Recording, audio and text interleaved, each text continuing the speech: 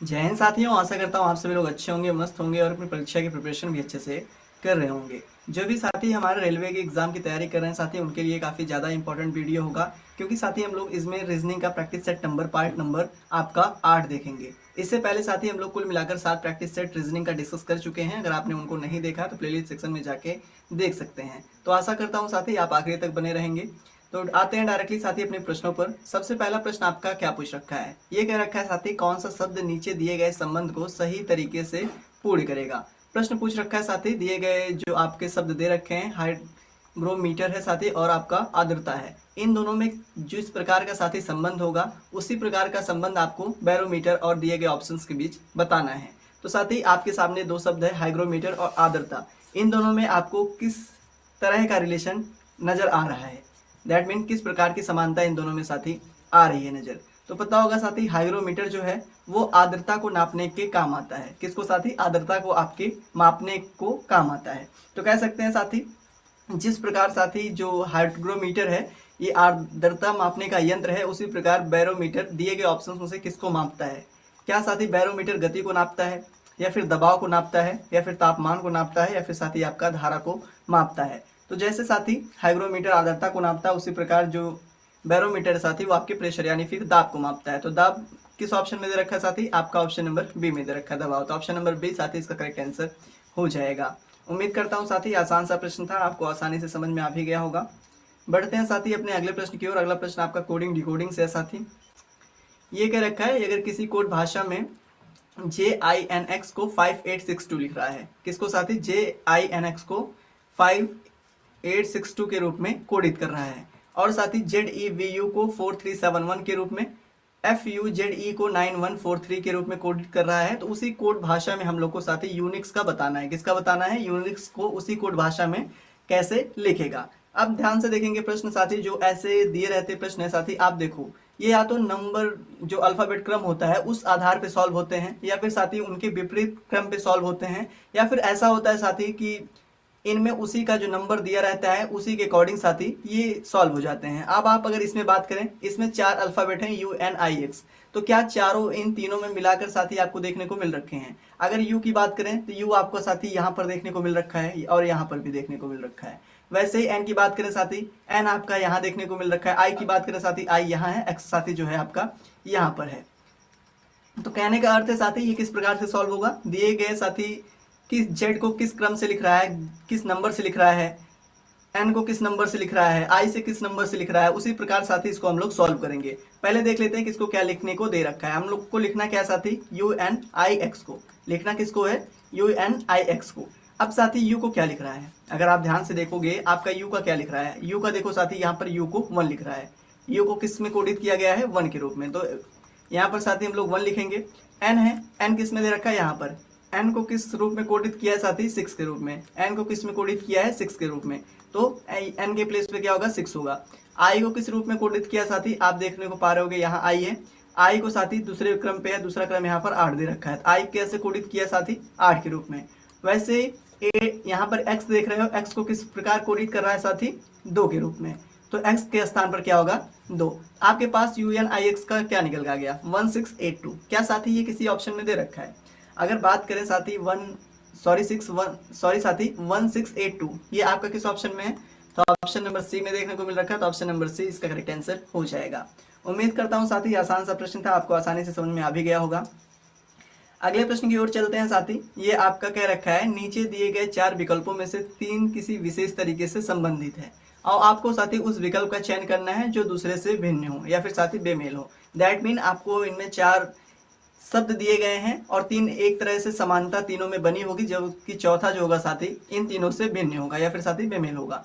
तो इसको आप कैसे फाइंड करोगे? देखो क्या क्या दे रखा है आपको। ऑप्शंस में सुअर दे रखा है साथी, चील दे रखा है, घोंसला दे रखा है, और आपका क्या दे रखा है? मधुमक्खी दे रखा है। अगर बात करें साथी सुअर, चील और मधुमक्खी, किसकी साथी? सुअर, चील और मधुमक्खी, ये तीनों जो है साथी सजीव हैं।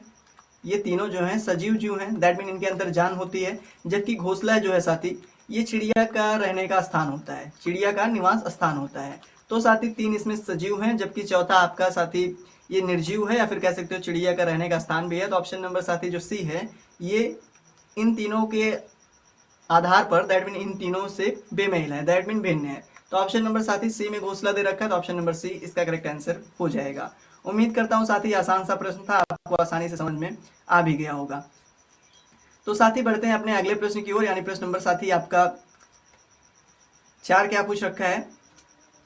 ये साथी आपसे कह रखा है उपयुक्त विकल्प चुन, मतलब आपको उपयुक्त विकल्प चुनना है और उनमें निम्न श्रृंखला को पूरा करना है। आपके सामने एक साथी श्रृंखला दी गई है, इसमें आपको साथी दिए गए ऑप्शंस में से विकल्प चुनना है।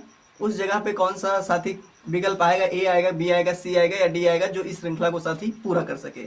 अब विकल्प में क्या मतलब सीरीज क्या दे रखी है, जेड ए दे रखा है, उसके बाद साथी क्या दे रखा है, वाई बी दे रखा है, उसके बाद क्या दे रखा है साथी, डैश डैश, मतलब एक प्लेस यहाँ पर हाइड है, एक प्लेस यहाँ पर, फिर उसके बाद भी हाइड है, उसके बाद भी हाइड कर लेते हैं। अगला साथी आपका क्या दे रखा है, वी और ई दे रखा है। अगला क्या दे रखा है साथी, वी और ई दे रखा है। अब आप देख पा रहे होंगे जेड वाई, ये साथी आपका दैट मीन ऊपर से घटते हुए क्रम में आ रहा है, दैट मीन इसमें माइनस हो रहा है, और ये साथी बढ़ते हुए क्रम में आ रहा है। तो जेड से वाई में जाने के लिए कितने का माइनस हो रहा है साथी, 1 का माइनस हो रहा है। जेड से वाई में जाने के लिए -1 का हो रहा है, इसका 26 होता है, इसका 25 होता है। तो 26 में से 25 में से 26 घटाओगे तो 1 बचेगा। वैसे अगर हम लोग y से भी 1 घटा दें तो हमारे पास क्या आ जाएगा साथी, अगला x आ जाएगा। अगला क्या आ जाएगा साथी, x आ जाएगा। वैसे ही इससे भी मतलब x से भी -1 कर दें, x से भी -1 कर दें तो हमारे पास क्या आ जाएगा साथी, हमारे पास क्या निकल के आ जाएगा, तो w आ जाएगा, क्योंकि w बाद मतलब x के पहले w आता है, तो साथी आपका यहाँ w आ जाएगा।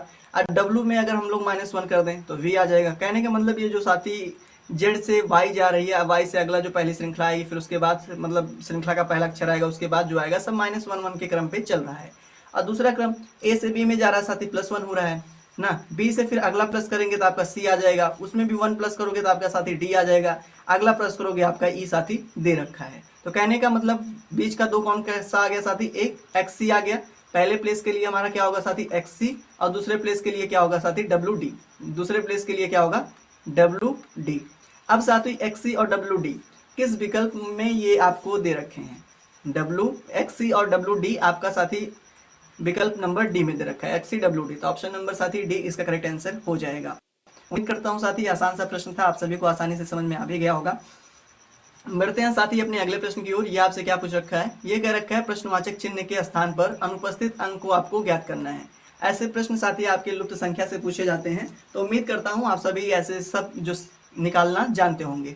देखो साथी अब क्या करते हैं हम लोग, अगर ऐसे प्रश्न जब सर्कल में कभी पूछा जाए और समांतर, दैट मीन जो आपका साथी नंबर है, अगर जो इसमें बॉक्सेस के नंबर हैं त्रिभुज की, अगर वो सम है, दैट मीन काउंट करोगे तो इसमें सब में 8 हैं, तो एक दूसरे के विपरीत में कोई ना कोई रिलेशन जनरल जो होता है साथी वो बनाते हैं, जनरल में जो होता है बनाते हैं। नहीं तो या तो एक काउंटिंग ग्रुप में चलती है, स्क्वायर करके ये किसी का स्क्वायर हो जाए, ये फिर इसका स्क्वायर हो जाए, या फिर ये प्राइम नंबर हो, उसका अगला प्राइम नंबर हो, इस तरीके से भी ये श्रृंखला साथी चलती है। तो 2 3 4 तरीके से साथी ये श्रृंखला चलती है। तब इसमें पहले की तरफ जाते हैं, क्योंकि सम है, हमें पता है कुल मिलाकर 8 बॉक्सेस हैं। तो एक दूसरे के सामने का देखते हैं।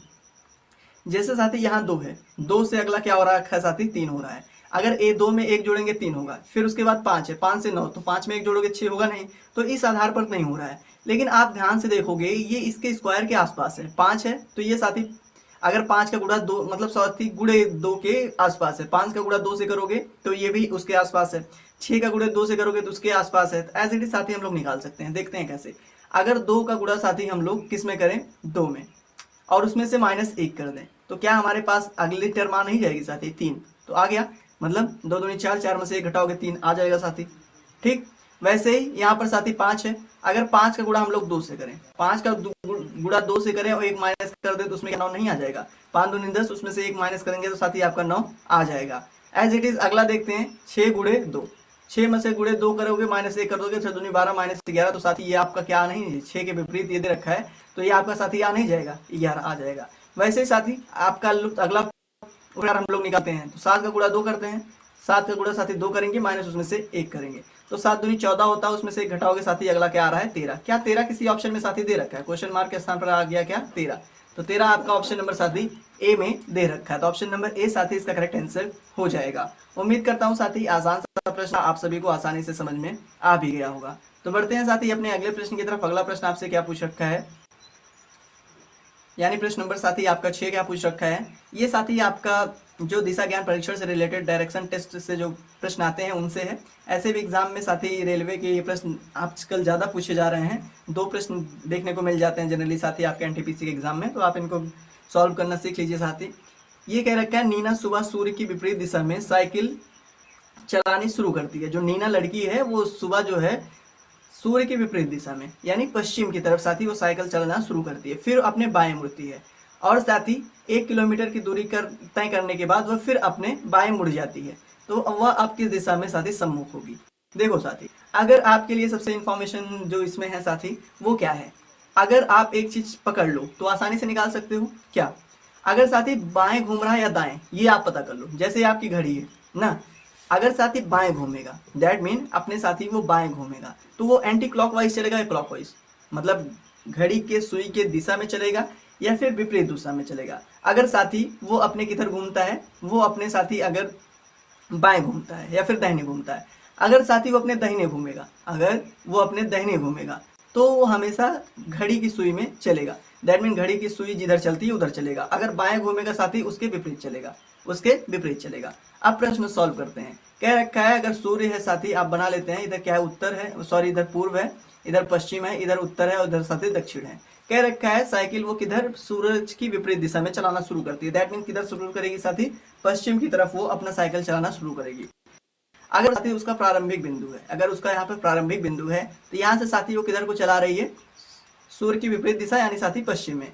तो वहां साइकिल साथी चलाना शुरू करती है और फिर वो अपने बाएं मुड़ जाती है, बाएं मुड़ेगी। अगर साथी वो किधर जा रही है, पश्चिम की ओर जा रही है, पश्चिम की ओर जा रही है और बाएं मुड़ रही है, तो बाएं साथी उसका किधर होगा, उसका बायां किधर होगा साथी, उसका बायां जो है हमेशा एंटी क्लॉकवाइज होगा। दैट मीन सुई की जो विपरीत दिशा होती है उसका उधर होगा। तो अगर कोई इधर है तो उस सुई की जो विपरीत दिशा है साथी इस तरफ होगी, नीचे की तरफ ना, विपरीत दिशा। अगर बाएं घूमेगा तो विपरीत दिशा में जा रहा है, तो विपरीत दिशा में चला साथी। उसके बाद 1 किलोमीटर की दूरी तय करने के बाद फिर वो बाएं मुड़ गया, मतलब यहाँ कितना दूरी तय किया, 1 किलोमीटर की। उसके बाद साथी फिर बाएं मुड़ रहा है। तो दैट मीन यहाँ से अगर आप खड़े हो तो आपका ये जो है साथी सुई की दिशा होगा और इधर विपरीत दिशा होगा ना, घड़ी की सुई की ये साथी विपरीत दिशा होगी, तो इधर को वो साथी जाएगा ना, इधर को जाएगा, तो इस साइड जाएगा साथी।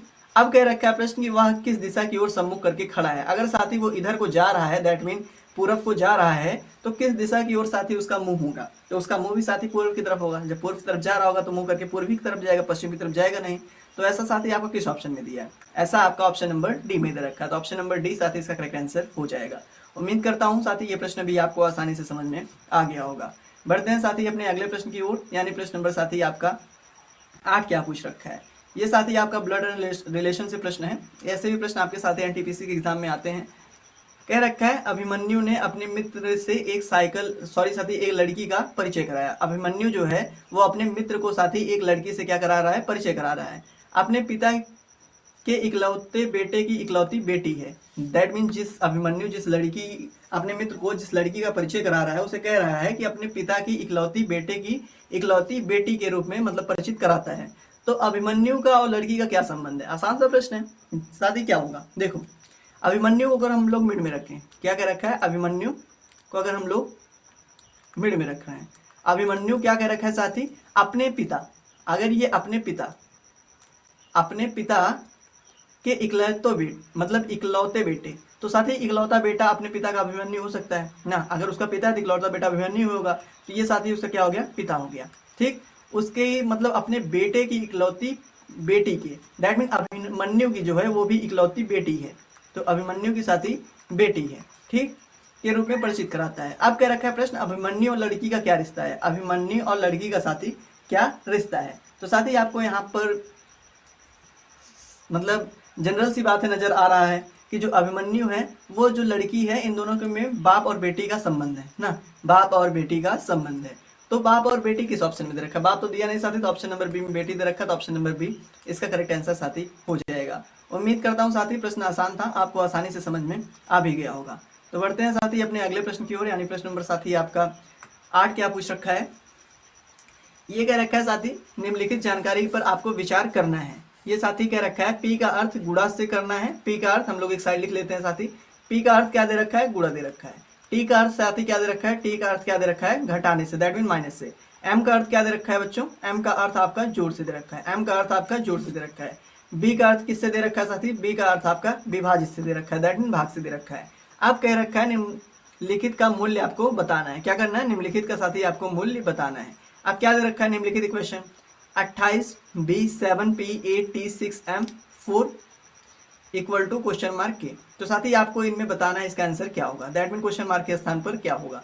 तो साथी 28 है, बी के स्थान पर हमें क्या लिखना है, बी के स्थान पर साथी डिवाइड लिखना है, डिवाइड 7। पी के स्थान पर क्या लिखना है, गुणा, तो गुणा 8। टी के स्थान पर क्या लिखना है साथी, टी के स्थान पर -6। एम के स्थान पर क्या लिखना है, प्लस, फिर उसके बाद 4। इसको साथी हम लोग बॉड मास के अकॉर्डिंग सॉल्व करेंगे। सबसे पहले साथी ब्रैकेट है तो ऑफ करेंगे, उसके बाद मल्टीप्लिकेशन एंड फिर साथी पहले ब्रैकेट ऑफ, फिर डिवीजन, फिर मल्टीप्लिकेशन, फिर एडिशन, फिर उसके बाद साथी सब्ट्रैक्शन। तो बॉड मास के अकॉर्डिंग इसको हम लोग सॉल्व करेंगे। सबसे पहले साथी इसमें ब्रैकेट है नहीं, सबसे पहले हम लोग इसमें क्या करने वाले हैं, डिवाइड करने वाले हैं। अब आप अगर 28 और 7 को साथी डिवाइड करोगे, 28 और 7 को डिवाइड करोगे तो कितना आएगा, 7 चौक 28। उसके बाद साथी इसको गुणा है, फिर -6 + 4, उसके बाद क्या करते हैं हमेशा गुणा, तो 8 चौक कितना होगा साथी, 32 है साथी। फिर उसके बाद ऐड करेंगे +4 -6, ऐड करोगे कितना आ जाएगा साथी, 36। ऐड करोगे कितना आ जाएगा साथी, 8 चौक 32 होगा साथी, ऐड करोगे तो ये 36 आ जाएगा। कितना आ जाएगा आपका, 36 आ जाएगा ना, सॉरी 36 को ऐड नहीं किया था, यहाँ पर 32 ऐड करोगे तो यहाँ आपका 36 - 6, 36 - 6, 36 में से 6 को माइनस करोगे तो आपका कितना बचने वाला है, 30 बचने वाला है। तो साथी 30 आपका किस ऑप्शन में दे रखा है, 30 आपका ऑप्शन नंबर ए में दे रखा है, तो ऑप्शन नंबर ए इसका करेक्ट आंसर हो जाएगा। उम्मीद करता हूँ साथी आसान सा प्रश्न था, आपको आसानी से समझ में आ भी गया होगा। बढ़ते हैं साथी अपने अगले प्रश्न की तरफ। ये आपका वेन आरेख से प्रश्न है। वेन आरेख को साथी इसमें आपको खींचना है। इसमें वेन आरेख के लिए शब्द क्या दे रखा है, पेन दे रखा है, कंप्यूटर दे रखा है और पेपर दे रखा है। अगर साथी इनमें पूरा संबंध हो तो एक दूसरे के अंतर्गत रखते हैं, इसको जानते होंगे। अगर कुछ संबंध हो तो इस तरह का डायग्राम बनता है, अगर कोई संबंध नहीं है तो साथी इस तरह का डायग्राम कुछ आपका बनता है। तो ध्यान देंगे साथी आपको डायग्राम कैसे बनाना है। क्या रखा है, पेन, कंप्यूटर और पेपर, इन तीनों में साथी आपस में क्या रिलेशन है। पेन का किस प्रकार रिलेशन कंप्यूटर से है, किस प्रकार साथी उसका पेपर से है। तो इसमें साथी आपको कोई एक दूसरे से कोई रिलेशन तो नजर आ नहीं रहा होगा, दैट मीन ये साथी एक दूसरे के साथी इनमें जो है कोई संबंध नहीं है तीनों के बीच। तो तीनों के बीच अगर कोई संबंध नहीं है तो कुछ इस प्रकार की आकृति बन जाएगी, जो कि साथी आपका ऑप्शन नंबर डी में दे रखा है, तो ऑप्शन नंबर डी इसका करेक्ट आंसर हो जाएगा। उम्मीद करता हूँ साथी आसान सा प्रश्न था, आपको आसानी से समझ में आ भी गया होगा। तो आते हैं साथी अपना अगला प्रश्न देखते हैं। दैट मीन आपका अगला प्रश्न क्या पूछ रखा है। ये साथी आपका कह रखा है, दी गई आकृति में वृत्त स्नातकों को रूपांतरित करता है। वृत्त किसको करता है साथी, वृत्त दैट मीन सर्कल आपको स्नातकों का किसका करता है साथी, स्नातकों का निरूपित करता है, दैट मीन उसको दर्शाता है। त्रिभुज किसको करता है, कामगारों का। त्रिभुज जो है साथी वो किसका कर रहा है, कामगारों का। उसके बाद वर्ग जो है साथी वो परास्नातकों का दिखा रहा है। क्या साथी, वर्ग आपका किसका दिखा रहा है, परास्नातकों का। ठीक, अब आपसे प्रश्न कह रखा है कौन सा क्षेत्र स्नातक और साथी परास्नातक दोनों को निरूपित करता है, दैट मीन दोनों को दर्शाता है, किंतु साथी उसमें कामगार नहीं आने चाहिए, जो कामगार है साथी उसके अंतर्गत नहीं आने चाहिए। अब देखो, अगर देखेंगे हम लोग क्या क्या दर्शा रहा है साथी, जो वृत्त है वो स्नातक को दर्शा रहा है, तो हम लोग को वृत्त से मतलब है, तो वृत्त से मतलब लेना चाहिए। उसके बाद कह रखा है कामगार से हमें कोई मतलब नहीं, दैट मीन त्रिभुज से साथी हमें कोई मतलब नहीं है, त्रिभुज से हमें कोई मतलब नहीं है। और कह रखा है साथी जो परास्नातक है उसको वर्ग कर रखा है, हमें वर्ग से मतलब है, तो हम लोग इसको साथी वर्ग को रख लेते हैं। तो दैट मीन हमारे त्रिभुज के अंतर्गत नहीं आना चाहिए, त्रिभुज के अंतर्गत साथी नहीं आना चाहिए। कह रखा है ऐसा कौन सा क्षेत्र है जो साथी स्नातक और परास्नातक दोनों को निरूपित करता है, निरूपित साथी दोनों को करता है, दैट मीन दोनों को दर्शाता है। तो इसमें साथी दोनों को एक साथ दर्शाने वाला केवल एफ है, केवल आपका क्या है साथी, केवल आपका एफ है। आपको ध्यान से दिख रहा होगा यहाँ दोनों को दर्शाने वाला साथी केवल एफ है। तो एफ आपका किस ऑप्शन में दे रखा है, एफ आपका साथी ऑप्शन नंबर सी में दे रखा है, तो ऑप्शन नंबर सी इसका करेक्ट आंसर हो जाएगा। उम्मीद करता हूँ साथी आसान सा प्रश्न था, आपको आसानी से समझ में आ भी गया होगा। आते हैं साथी अपने अगले प्रश्न पर, यानी प्रश्न नंबर साथी आपका 11 क्या पूछ रखा है। ये कह रखा है निम्नलिखित जानकारियों पर आपको विचार करना है और इस पर आधारित प्रश्नों को आपको साथी उत्तर देना है। आप प्रश्न क्या कह रखा है, 6 कारें हैं S T V W x और वाई, ये साथी पार्किंग लॉट में बाएं से दाएं क्रम में खड़ी हैं। दैट मीन किधर खड़ी हैं साथी, बाएं से दाएं क्रम में खड़ी हैं। अब किस कदर खड़ी हैं वो आपका दे रखा ऑप्शंस में। ए में दे रखा है टी एकदम दाएं छोर पर खड़ी है, जो टी है साथी एकदम दाहिने छोर पर खड़ी है, दाहिना साइड ये होगा, तो यहाँ पर साथी कौन सा आपका खड़ी है, टी खड़ी है। ठीक, अगला क्या रखा है साथी, वी वाई के तुरंत दाएं और डब्ल्यू से एक कार दूर खड़ा है। वी जो है साथी वाई, अभी वी वाई और डब्ल्यू इन तीनों का जिक्र यहाँ हुआ नहीं साथी, इसको छोड़ देते हैं। और अगला क्या रखा है, एक्स जो है टी के तुरंत बाएं खड़ा है, तो एक्स जो है टी के साथी तुरंत क्या खड़ा है, बाएं साइड खड़ा है, तो यहाँ पर हम लोग इस एक्स को खड़ा कर सकते हैं साथी, उसके 3 से मतलब जो है तुरंत बाएं, और एस से 3 कार दूर खड़ी है, मतलब जो एक्स है ये 3 कार दूर खड़ी है, 3 कार इनके बीच कौन होगा साथी, 1 2 3, तो 3 कार दूर कौन खड़ा है साथी, एस खड़ा है, 3 कार दूर कौन खड़ा है, एस खड़ा है। तो आपको यहां तक निकल के आ गया साथी ना।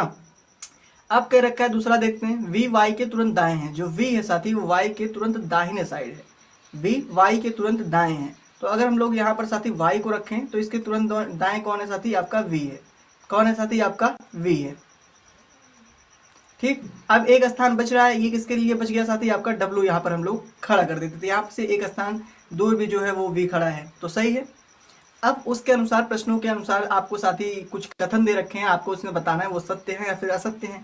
पहला कह रखा है, निम्नलिखित में से कौन सा कथन जो है साथी वो सत्य है, कौन सा कथन सत्य है। पहला कथन दे रखा है, टी और वी के बीच 2 कारें खड़ी हैं, टी और वी के बीच साथी जो कारें हैं वो कितनी खड़ी हैं, टी और वी के बीच जो है साथी उन कारों की जो संख्या है साथी वो इसमें 2 बता रखी है, तो आप देखो यहाँ टी से और वी के बीच में, टी और वी के बीच में 2 कारें खड़ी हैं, टी यहाँ पर है साथी, वी यहाँ पर है, इनके बीच केवल 1 कार खड़ी है, तो 2 तो खड़ी नहीं है, तो पहले जो दे रखा है साथी 2 कार खड़ी है, पहला कथन आपका गलत दे रखा है, मतलब पहला ऑप्शन में। दूसरा क्या रखा है, एक्स वाई के बीच 1 कार खड़ी है, एक्स, ये एक्स यहाँ पर है साथी और वाई इनके बीच साथी केवल 1 कार खड़ी है, वो भी वी है, तो दूसरा कथन आपका मतलब दूसरा ऑप्शन सही दे रखा है, तो ऑप्शन नंबर 20 साथी इसका करेक्ट आंसर हो जाएगा।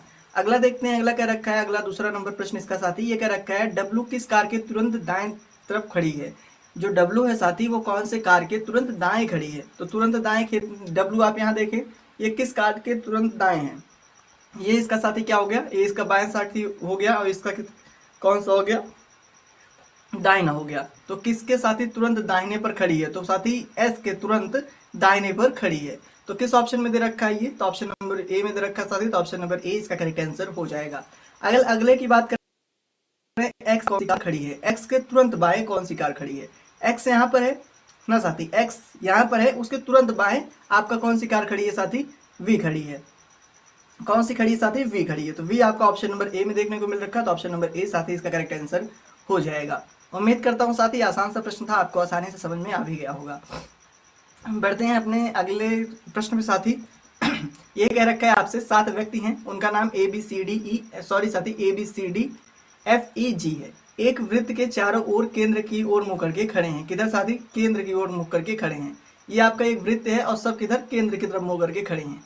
कह रखा है ए जी डी के बीच में बैठा है, ए जी और डी के बीच में बैठा है, अगर साथी हम लोग यहाँ कहीं पर जी को बैठा दें, आप कहीं बैठा सकते हो, यहाँ पर डी को बैठा दें तो उनके बीच कौन बैठा है साथी, आपका ए बैठा है, उनके बीच कौन बैठा है, ए बैठा है। अब प्रश्न क्या रखा है, सी डी के जो सी है वो डी के दाईं ओर दूसरे स्थान पर बैठा है, दाहिने साइड मतलब इस साइड साथी, किस स्थान पर, दूसरे, तो पहला आप छोड़ दें यहाँ से साथी, ये दूसरे स्थान पर कौन बैठा है, सी बैठा है, दूसरे स्थान पर कौन बैठा है साथी, सी बैठा है। अब प्रश्न क्या रखा है, और बी एफ के बीच में बैठा, और बी और एफ के बीच में सी बैठा है, तो साथी आप यहाँ पर या तो बी करें यहाँ पे बी करें, दोनों में से साथी आप कहीं कर सकते हैं, अगर हम लोग यहाँ पर बी करते हैं, यहाँ पर हम लोग क्या करते हैं एफ है, तो उनके बीच में साथी सी बैठा है, लेकिन जो अब कथन यहाँ कह रखा है बी जो है वो ई के बगल होना चाहिए, बी साथी जो है वो ई के बगल होना चाहिए। कह रखा है बी एफ के बीच में भी बैठा है सी और डी, बी एफ के बीच में बैठा है साथी। अब क्या कह रखा है प्रश्न, उसके बाद बी ई के बगल में बैठा है, बी जो है साथी वो ई के बगल में बैठा है, सॉरी साथी कह रखा है बी जो है वो ई के बगल में नहीं बैठा है, तो अभी ई का प्लेस एक फिक्स करना है साथी, ई कहाँ पर हम लोग रखेंगे उसके बगल में आपका जो है साथी वो ई ना हो, तो हम लोग यहाँ कहीं पे रख सकते हैं साथी, यहाँ कहीं पे हम लोग ई को रख देते हैं, यहाँ कहीं उसके बगल में तो बी बैठा नहीं है, तो ये साथी आपका बन गया डायग्राम। अब इसमें क्या रखा है, निम्नलिखित में से कौन से ए के दाईं ओर से चौथे स्थान पर कौन बैठा है, ए यहाँ पर है, दाहिना साइड इस तरफ है, चौथा स्थान ए साथी आपका डी दे रखा है, 1 स्थान 2 स्थान 3 स्थान 4 स्थान, चौथे स्थान पर कौन है साथी, आपका एफ है, तो एफ आपका किस ऑप्शन में दे रखा है, एफ साथी आपका ऑप्शन नंबर डी में दे रखा है, तो ऑप्शन नंबर डी इसका करेक्ट आंसर हो जाएगा। उम्मीद करता हूँ आपको आसानी से प्रश्न ये भी समझ में आ गया होगा। तो बढ़ते हैं साथी अपने अगले प्रश्न की ओर। आपका अगला प्रश्न क्या पूछ रखा है, दैट मीन प्रश्न नंबर साथी आपका 13। ये कह रखा है प्रस्तुत आकृति में कितने त्रिकोण हैं। दैट मीन इनमें आपको साथी जो आकृति दे रखी है इनमें आपको त्रिकोणों की संख्या कुल मिलाकर बतानी है। तो सबसे पहले हम लोग एक आकृति वाले गिनेंगे साथी। एक आकृति वाले कितने हैं, एक आकृति वाले वहाँ यहाँ एक है साथी, ये 2 है आपका, ये 3 है, ये 4 है, ये साथी आपका 5 है, ये 6 है, 7 है, 8 है। एक आकृति वाले कितने हैं साथी, आपके 8 त्रिकोण देखने को मिल रखे हैं। अब 2 आकृति वाले गिन लो। 2 आकृति वाले साथी देखो, एक यहाँ पर है, ये दोनों को मिलाकर 1, और साथी ये दोनों मिला के 2, और आपका देखो ये दोनों मिलाकर 3, और ये दोनों मिलाकर 4 ना। तो कुल मिलाकर कितने हैं साथी 2 आकृति वाले, 2 आकृति वाले आपके कितने हैं साथी 4 हैं। 2 आकृति वाले 4 हैं। अब 3 आकृति वाले गिन लो। 3 आकृति वाले त्रिभुज आप गिन सकते हो। देखो 3 आकृति वाले त्रिभुज कहाँ कहाँ हैं। एक आपको ये देखने को मिल रखा है साथी, आपको एक ये देखने को मिल रखा है, 1 2 3 ये वाला आकृति लिया है, यहाँ पे साथी ये आकृति लिया है, और यहाँ पर ये आकृति लिया है। तो कुल मिलाकर 3 आकृति हैं ना, कुल मिलाकर 3 आकृति हैं। मतलब 3 आकृति वाला त्रिभुज कितना है, एक इधर है, एक इस साइड भी है। ये देखो एक इस साइड है, तो 1 2 3, तो कितने हैं 3 आकृति वाले साथी, 3 आकृति वाले आपके 2 हैं। अब 4 आकृति वाले गिन लो। 4 आकृति वाले 1 2 3 4, तो मतलब 4 आकृति वाले यहाँ पर आप साथी पेन का कलर चेंज कर लेते हैं, या फिर इसको हम लोग इरेज ही कर लेते हैं, आपको देखने में आसानी होगी। देखो 4 आकृति वाले साथी, ये देखो ये जा रहा है यहाँ तक केवल 4 आकृति, 1 2 3 4। तो वैसे ही अपोजिट में भी होगा, यहाँ साथी में भी वैसे होगा, ये यहाँ से लेकर यहाँ तक कुल मिलाकर 4 आकृति वाले त्रिभुज हैं। तो ये भी 2 हैं। अब 5 वाले भी गिन लो, 1 2 3 4 5, पूरा इसको ले लो साथी, इसको पूरा ले लो। तो पूरा ले लोगे 5 आकृति वाले भी आपको देखने को मिल जा रहे हैं। तो 5 आकृति वाले भी 2 बनेंगे इसमें। तो 5 आकृति वाले कितने हैं साथी 2। अब गिन लो कुल मिलाकर 8 4 12 2 14 2 16 2 18, कुल मिलाकर कितने हैं साथी आपको, कुल मिलाकर इनमें जो त्रिभुजों की संख्या साथी वो आपकी 18 है। 18 आपका ऑप्शन नंबर डी रखा साथी, तो ऑप्शन नंबर डी इसका करेक्ट आंसर हो जाएगा। आशा करता हूँ साथी आपको सारे प्रश्न अच्छे से समझ में आ गए होंगे। तो मिलते हैं साथी अपने अगले वीडियो में, तब तक के लिए साथी धन्यवाद।